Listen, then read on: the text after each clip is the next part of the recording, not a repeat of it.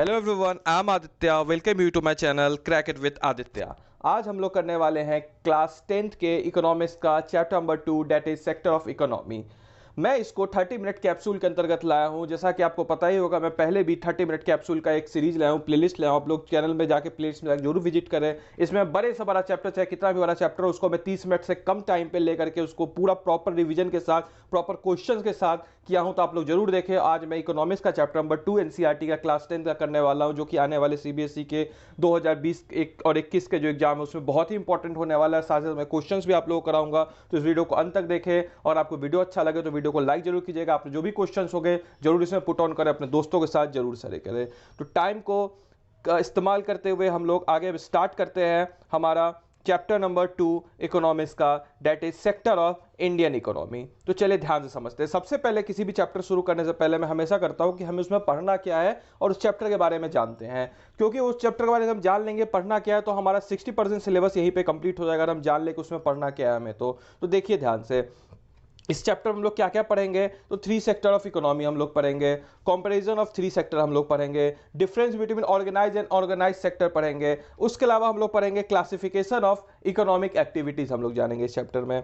तो चलिए अब स्टार्ट करते हैं। सबसे पहले चैप्टर स्टार्ट करने से पहले मैं कुछ चीजें आप लोग को बताना चाहूंगा इकोनॉमिक के बारे में, कि सबसे पहले इकोनॉमिक एक्टिविटीज होती क्या, व्हाट इज इकोनॉमिक एक्टिविटीज। तो सिंपल है समझना कि ऐसी activity, those activity which generate some income are known as economic activity. It means कि ऐसी कोई भी एक्टिविटी जो जनरेट करे, क्या इनकम जनरेट करे, that is known as economic activity.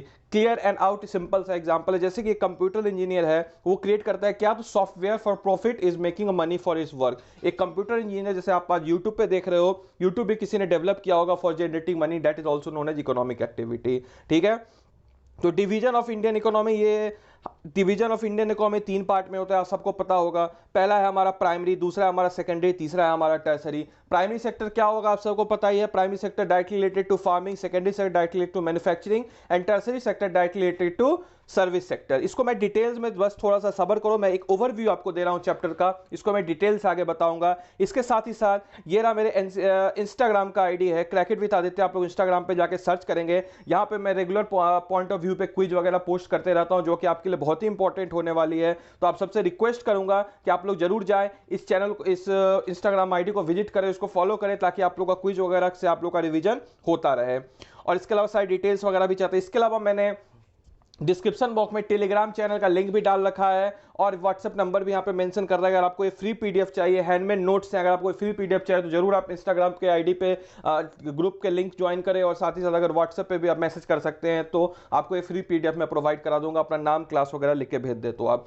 चलिए तो स्टार्ट करते हैं। हमने आपको एक ओवरव्यू बता दिया, अब जरा हम चैप्टर के बारे में थोड़ा सा डिटेल में जानते हैं। तो सेक्टर ऑफ इंडियन इकोनॉमी, इसको समझ लो कि सेक्टर ऑफ इंडियन इकोनॉमी को हम लोग डिवाइड किए हुए हैं on the basis of nature of activity. पहले 3 पार्ट हमने डिवाइड किया, on the basis of nature of activity, on the basis of employment, और on the basis of their identity, किसके पास वो चीज है। तो सबसे पहले हम लोग स्टार्ट करते हैं on the basis of nature of activity के अकॉर्डिंग। तो ध्यान रखिएगा, on the basis of nature of activity हमने 3 सेक्टर में डिवाइड किया, primary, secondary and tertiary. Primary sector के बारे में क्या होता है, ध्यान से समझना।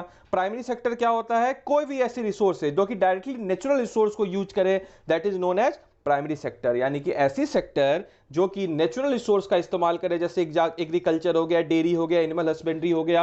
ये क्या होता है, ये डायरेक्टली क्या होता है, नेचुरल सेक्टर का इस्तेमाल करता है, इसलिए इसको हम लोग कहते हैं प्राइमरी सेक्टर। इसको हम लोग also known as agrarian sector, यानी कि इसको हम लोग एग्रीकल्चर सेक्टर भी कहते हैं, एग्रीकल्चर रिलेटेड सेक्टर भी कहते हैं। इसके अलावा इसको हम लोग रेड कॉलर जॉब भी कहते हैं। बहुत ही इंपॉर्टेंट है, ध्यान रखिएगा।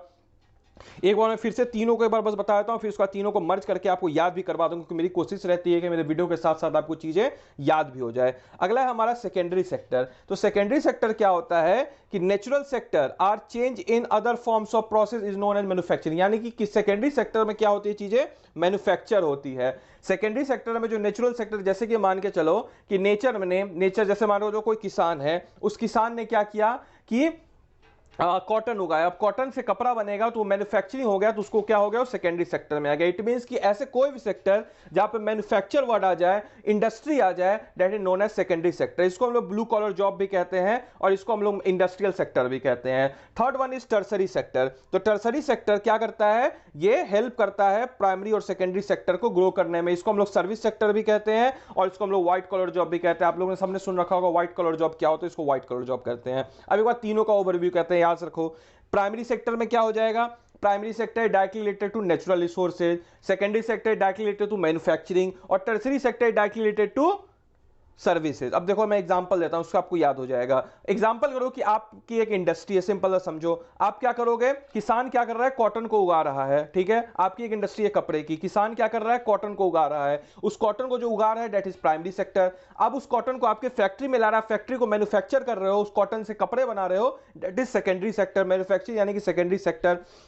और अब फैक्ट्री आपने बना दिया, उस फैक्ट्री को तो आप चाहोगे पूरे देश में फैले, तो कैसे वो फैलेगा पूरे देश में, कैसे फैलेगा, तो ट्रांसपोर्ट के through, that is service provide हो रहा है, दैट इज टर्सरी सेक्टर। अब कभी नहीं भूलोगे आप प्राइमरी, सेकेंडरी और टर्सरी सेक्टर के बारे में, ठीक है। तो ये चीज हो गया हमारे अकॉर्डिंग टू देयर एक्टिविटी। अगला हम लोग सेक्टर को कैसे डिवाइड करते हैं, on the basis of way of employment. Employment के अकॉर्डिंग हम लोग कैसे इसको डिवाइड करते हैं, on the basis of employment के अकॉर्डिंग, तो दो पार्ट में। एक होता है ऑर्गेनाइज सेक्टर, दूसरा होता है अनऑर्गेनाइज सेक्टर। ऑर्गेनाइज नाम से क्लियर है, ऑर्गेनाइज मतलब क्या होगा, चीजें बहुत ही अच्छे से ऑर्गेनाइज होंगी। यहां पे आपका क्या होगा, एम्प्लॉयमेंट गारंटी होगा, रेगुलर सैलरीज मिलेगी, ठीक है। पीपल को एश्योर्ड वर्क होंगे, मेडिकल फैसिलिटी होगी, तरह तरह की। नॉर्मल समझ लो कि जो भी गवर्नमेंट जॉब्स होते हैं क्या होते हैं, ऑर्गेनाइज्ड होते हैं। एक प्रॉपर होता है, 8 आवर का वर्किंग होता है, ज्यादा काम नहीं, प्रॉपर सैलरी होती है। और अनऑर्गेनाइज क्या होती है कि ऐसी ऐसी सेक्टर जहां पे कोई भी रेगुलर इनकम ना हो, रेगुलर काम ना हो। फॉर एग्जांपल दिहाड़ी मजदूर आपके जितने भी होंगे, लेबर्स हो गए, क्या आते हैं अगर मान लो आओ अभी लॉकडाउन था, उनको काम नहीं मिला तो कैसे होगा, लॉकडाउन था, निकले काम ही नहीं मिल रहा है, तो ऑर्गेनाइज सेक्टर। लेकिन जो ऑर्गेनाइज सेक्टर में उनको तो भाई काम अभी भी मिल रहा है, अभी भी वर्क फ्रॉम होम वो लोग कर रहे हैं। अब जैसे कि मान के चलो डिलीवरी बॉय है, डोमिनोज बंद था लॉकडाउन में, तो डोमिनोज बंद था तो डिलीवरी बॉय कैसे करेगा, कैसे कमाएगा, तो ये हो गया अनऑर्गेनाइज सेक्टर। सिंपल समझना, ऑर्गेनाइज में क्या हो जाएगा, चीजें ऑर्गेनाइज होगी, इसमें क्या होगा, चीजें ऑर्गेनाइज नहीं होगी। ऑर्गेनाइज कैसे होगी, तो रेगुलर इनकम होगा, ठीक है। फिर उसके बाद एम्प्लॉयमेंट आपको रेगुलर होगा, रेगुलर बेस पे सैलरी होगी, फैसिलिटीज होगी, ठीक है। गवर्नमेंट के रेगुलेशन पे चीजें चलेंगी। जबकि और अनऑर्गेनाइज में सारी चीजें की लैक होती है, कमी होती है, ठीक है। अब अगला जो हमारा सेक्टर है, बेस्ड ऑन ओनरशिप। ओनरशिप के अकॉर्डिंग मैंने ज्योग्राफी में पढ़ा रखा था, फिर से पढ़ा देता हूं। बेस्ड ऑन ओनरशिप के अकॉर्डिंग हम दो पार्ट में बांटते हैं, that is public sector and second one is private sector. Public sector क्या होता है, तो industry owned by government, industry owned by government, ठीक है। ऐसे सेक्टर जो कि इंडस्ट्री ओन्ड बाय गवर्नमेंट, जैसे कि इंडियन ऑयल, इंडियन ऑयल कौन ओन करता है, गवर्नमेंट, तो वो हो गया पब्लिक सेक्टर। और प्राइवेट क्या हो गया, दो industry which are owned by individual person और इंडिविजुअल। सिंपल सा चीज है, इंडिविजुअल और इंडिविजुअल फर्म होती है, उसको हम लोग कहते हैं private sector. For example Jio, that is known as private sector, ठीक है। आई होप आपको सारी चीजें क्लियर हो रही होगी, ठीक है। इसके अलावा मैं एक और चीज आपको बताना चाहूंगा कि मैं क्लास 10th को 30 डेज फ्री ट्रायल, अगर आपको मेरी लाइव क्लास लेनी हो तो 30 डेज फ्री ट्रायल है। आप लोग नीचे दिए गए नंबर पे, डिस्क्रिप्शन बॉक्स में नंबर दिया गया, वहां पे मैसेज कीजिएगा। क्लास 10th के स्टूडेंट की रिक्वेस्ट है कि आप लोग जरूर आइए, एटलीस्ट 30 डेज डेमो फ्री। समझ रहे हो भाई, 30 डेज डेमो फ्री दे रहा हूं, आके जरूर देखिए। अगर आपको अच्छा लगे तो आप कंटिन्यू कीजिएगा, नहीं अच्छा लगे तो 30 दिन में फ्री दे रहा हूं। आजकल कोई नहीं देता है 30 डेज डेमो फ्री, तो जरूर आए, जरूर इसको विजिट करें। अगला हमारा टॉपिक है जीडीपी। जो जीडीपी क्या होता है, जीडीपी का फुल फॉर्म एग्जाम में हमेशा पूछा जाता है, जीडीपी का फुल फॉर्म। जो जीडीपी का फुल फॉर्म होता है ग्रॉस डोमेस्टिक प्रोडक्ट। अब ग्रॉस डोमेस्टिक प्रोडक्ट क्या होता है, तो it is the sum of the all the final goods services produced in the 3 sector of economy during a particular year. यानी कि जितने भी सम है, जितने भी फाइनल गुड्स का सम, याद रखना फाइनल गुड्स, कंफ्यूज मत होना।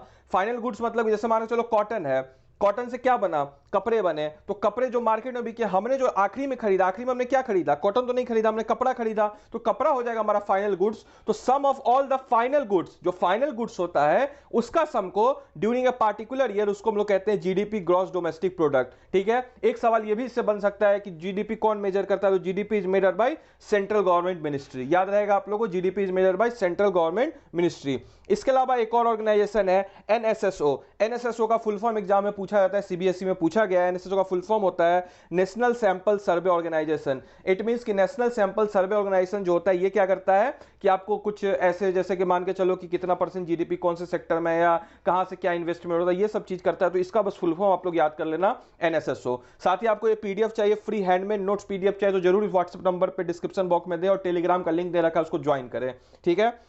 क्योंकि देखो पीडीएफ वगैरह आप लोग ढूंढोगे तो बहुत सारे आपको वेबसाइट नेट पे मिल जाएंगे, हैंडमेड नोट्स आपको बहुत कम मिलेगा। हैंडमेड नोट्स के लिए खासियत ये होती है कि आपको, ये बेसिकली मेरा लिखा हुआ है, खुद से मैंने बनाया है, तो आपको पता होगा कि, और लिखे हुए से पढ़ने में ज्यादा याद होता है एज कंपेयर टू जो नॉर्मल बुक। अच्छा ये बताओ, बुक से पढ़ने में, बुक से आप एक बार रीडिंग कर लो वो ज्यादा आसान है या फिर मैं अगर पढ़ा देता हूं वो ज्यादा आसान है? ऑब्वियस सी बात है कि मैं पढ़ाऊंगा तो वो आपको ज्यादा आसान लगेगा, कोई भी टीचर आपको पढ़ाएगा वो ज्यादा आसान होगा।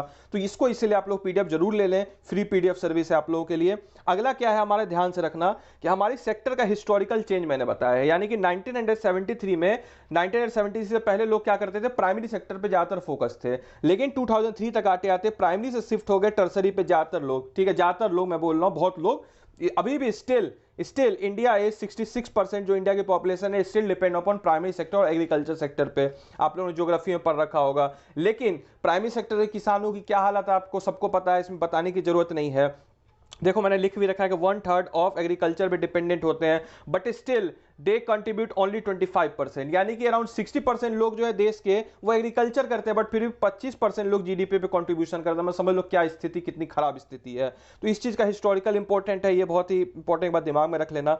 अगला जो हमारा टॉपिक है अनएम्प्लॉयमेंट। अनएम्प्लॉयमेंट क्या होता है, तो सिंपल सा अनएम्प्लॉयमेंट को हम डिफाइन करते हैं, if a person is willing to do a work but can't find a job is called unemployment. यानी कि एक पर्सन है जिसकी इच्छा है काम करने के लिए, ध्यान रखना विलिंग बहुत इंपॉर्टेंट वर्ड है। अब ऐसा नहीं कि भाई पढ़े हुए हो दिन भर और बोल रहे हो भाई सरकार खराब है हमें नौकरी नहीं, अरे भाई तुम काम करना चाह रहे हो फिर तुम्हें नौकरी नहीं मिल रही है, दैट इज अनएम्प्लॉयमेंट। ऐसा नहीं कि तुम पढ़े हुए हो बोल रहे हो कि हमें नौकरी नहीं मिल रही है और तुम्हें काम करने का मन भी नहीं है, तो अनएम्प्लॉयमेंट वो नहीं आएगा।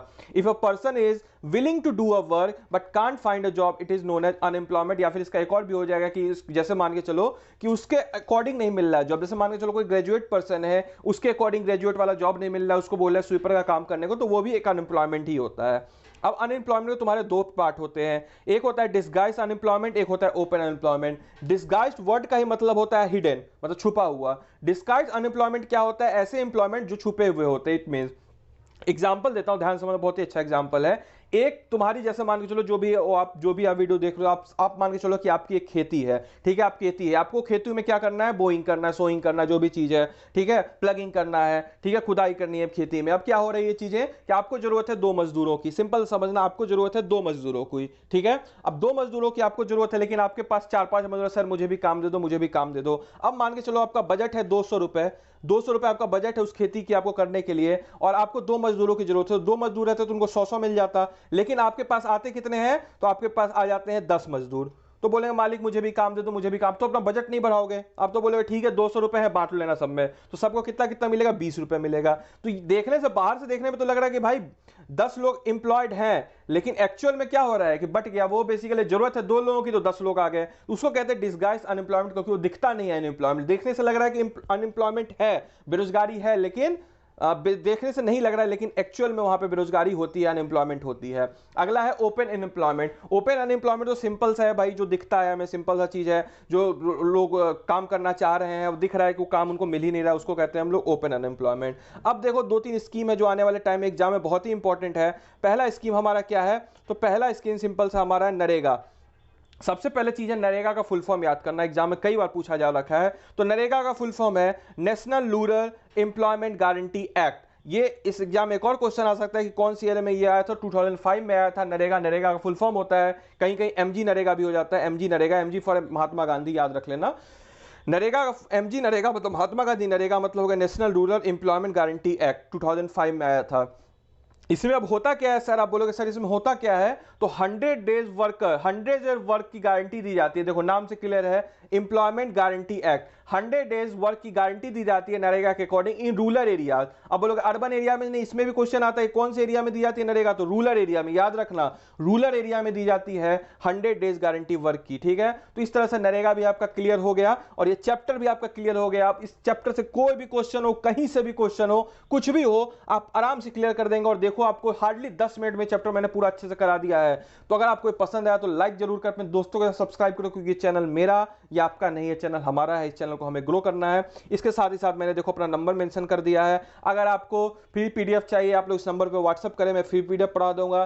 साथ ही साथ अगर आपको फ्री मेरी बैच चलती है, लाइव क्लास चलती है, लाइव क्लास में आप क्वेश्चन डायरेक्टली मुझसे पूछ सकते हो। 30 डेज डेमो फ्री है, याद रख लो भाई, 30 डेज डेमो फ्री कोई नहीं देता है। तो 30 डेज डेमो फ्री आप लोग कर सकते हो। और क्लास 10वीं के लिए ओनली फॉर क्लास 10th, ठीक है। अदर क्लासेस के लिए 2 डेज डेमो फ्री। मैंने 10वीं क्लास के लिए इसलिए डाली है, लिमिटेड पीरियड के लिए है, क्योंकि मैं समझता हूं अभी बोर्ड्स एग्जाम है 10वीं क्लास और 12वीं क्लास, इन दोनों के बोर्ड्स एग्जाम है 10वीं और 12वीं क्लास के, तो इसलिए मैंने 10वीं क्लास के लिए फ्री डेमो डाल रखी है 30 डेज की। बाकी और क्लास के लिए सिर्फ 2 डेमोज फ्री है, ध्यान रखना। 10वीं क्लास को तो जरूर इस अवेल करो, इस ऑफर को, बहुत ही अच्छा ऑफर है। आप आओ, आपको एक क्वालिटी एजुकेशन मिलेगी, इसी गारंटी मैं देता हूं। 30 डेज डेमो फ्री, आपके पैसे नहीं लगने वाले हैं। अगर आपको पसंद आएगा तो देना, नहीं पसंद आया तो नहीं देना, सिंपल चीज है। लेकिन आना जरूर, विजिट जरूर करना, ठीक है। और चैनल को लाइक करें, सब्सक्राइब करें, अपने दोस्तों के साथ शेयर करें, और जो भी आपकी क्वारीज हो आप यहाँ यूट्यूब पर जरूर मेंशन करें, और इसको जितना ज्यादा हो सके शेयर करें। Thank you and have a nice day.